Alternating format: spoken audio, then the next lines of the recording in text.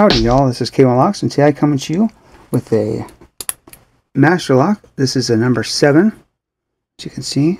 Alright, come on, zoom, zoom, zoom. Master lock number 7, as you can see right there. Anyway, it's a wee little lock.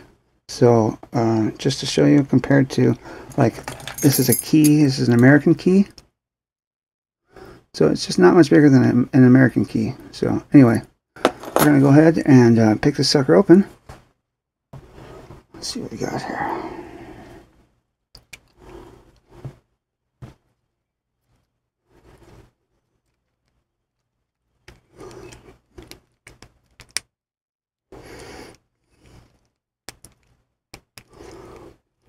There we go. Got that one. Let's see if we can go ahead and zip it this time.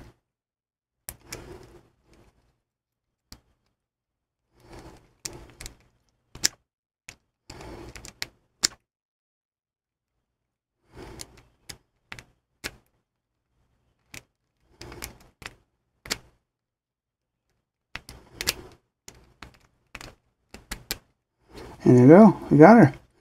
So again, this is a little wee lock.